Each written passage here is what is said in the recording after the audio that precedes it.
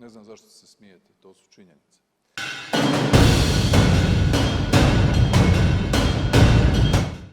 Hvala vam poštovani predsjedniče Sabora. Poštovani predsjedniče Vlade, već nekoliko tjedana javna rasprava se vodi putem medija o potrebi održavanja referenduma oko uvođenja eura kao službene valute u Republici Hrvatskoj. Sve veći interes oko ove teme se stvorio i kod građana što vidimo po broju volontera koji se prijavljuju na našu inicijativu svakodnevno. Iz tog razloga danas sam u ime kluba Hrvatskih suverenista poslao upit svim klubovima zastupnika, uključujući i svim zastupnicima osobno, podržavaju li održavanje referenduma bez obzira na političke stavove oko uvođenja nove valute. Državni referendum '91. godine jedan je od temelja naše domovine koji je pokazao želju hrvatskog naroda za stvaranjem suverene, slobodne i još uvijek demokratske Republike Hrvatske. Imajući u vidu teško stečeni suverenitet izboren u '90.-tim godinama prošlog stoljeća, smatramo da se treba pitati i hrvatske građane njihovo mišljenje o raspisivanju referenduma oko odricanja monetarnog suvereniteta Republike Hrvatske. Prošlih nekoliko tjedana, a i ranije, mogli smo čuti vas i vaše kolege, suradnike, da se nedvosmisleno odbacuje bilo kakva ideja o raspisivanju referenduma o ovom ključnom političkom i ekonomskom pitanju.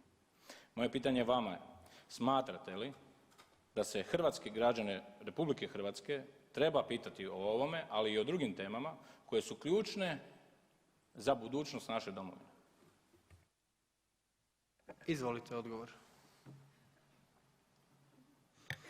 Hvala lijepa zastupniče Milanović Litre. Pratimo ovo što vi radite i ovo što vi govorite. Vi ste novi zastupnik u Hrvatskom saboru, prvi put ste tu. Ovaj Sabor postoji prije vas. Postojali su ljudi u 7. sazivu koji ne samo da su u to doba bili pozvani naši građani, hrvatski narod, da se na referendumu očituje o našem članstvu u Europskoj uniji, nego su i vaši prethodnici prije nekoliko saziva ovdje u ovom istom Saboru sa 150 glasova za potvrdili ugovor o pristupanju. Ne znam zašto se smijete, to su činjenice. Vaša kolegica, zahvaljujući kojoj vi sjedite ovdje jer je Ruža Tomašić otišla u političku mirovinu, vi ste dobili 19 glasova, je bila od 2013. u Europskom parlamentu. Vaš kolega Ilčić je pohrlio u Europski parlament. Cijela filozofija njihove suradnje s nama u onom prvom mandatu na početku je bila da se nađe na listi za Europski parlament i tamo su euri. Euri su. On prima plaću u eurima. To su činjenice i to isto tako treba znati. No, pustimo to sa strane, nek svako zarađuje na način na koji treba.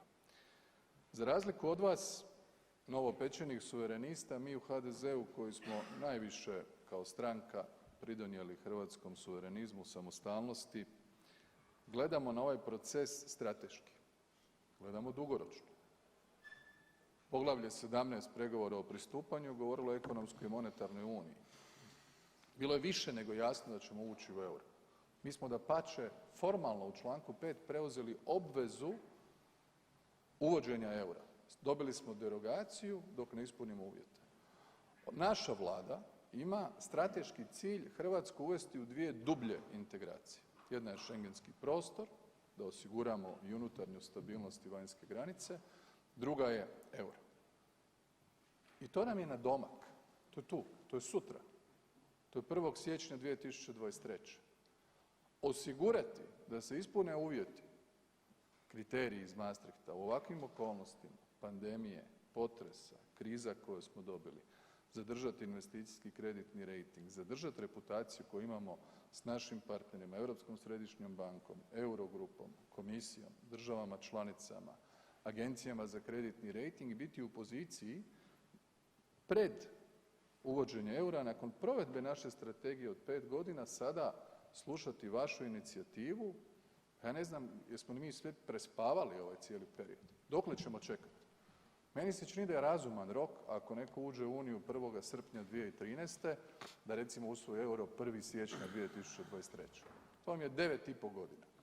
U 9,5 godina znamo gdje smo, znamo gdje idemo, znamo koji su koje su koristi članstva. Ne znam da li ima više itko, čak i među vašim pristašama, da možda misli da nam je članstvo u Europskoj uniji bilo loše, da nam je 44 milijarde viška u odnosu na uplaćeno, a na povučeno možda nekakva šteta, da nam je Pelješki most možda nešto bez veze, da su nam potpore kroz Europski socijalni fond za očuvanje radnih mjesta nepotrebne, da ne nabrajam druge sve sektore.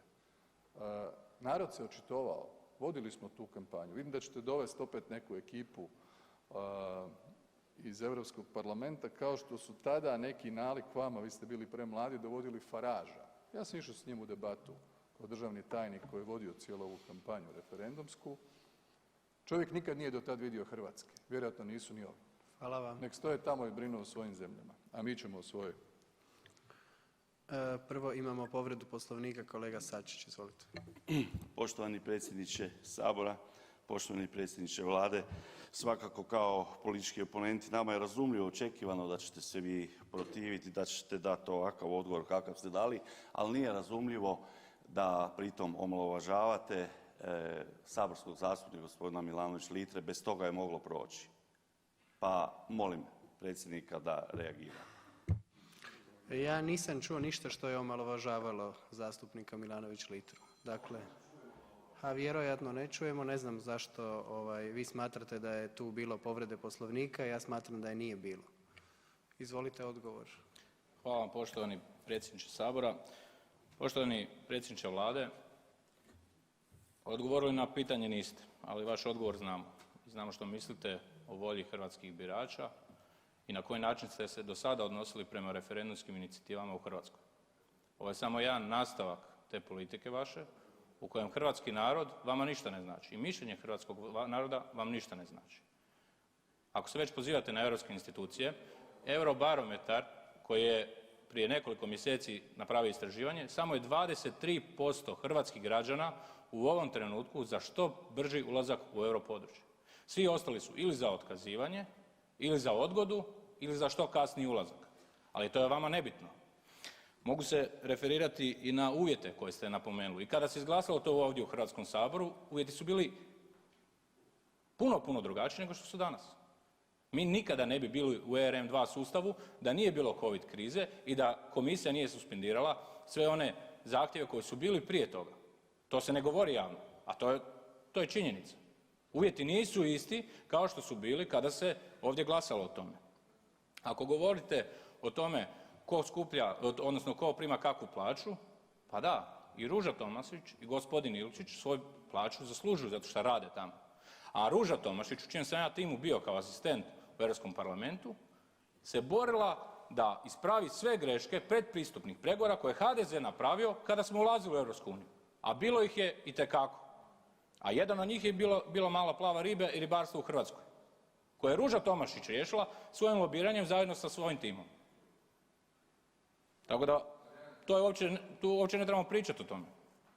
Vaš moderni suverenizam, kako vi govorite, to nije moderni suverenizam, nego to je dublja federalizacija Europske unije i oduzimanje suvereniteta državama članicama.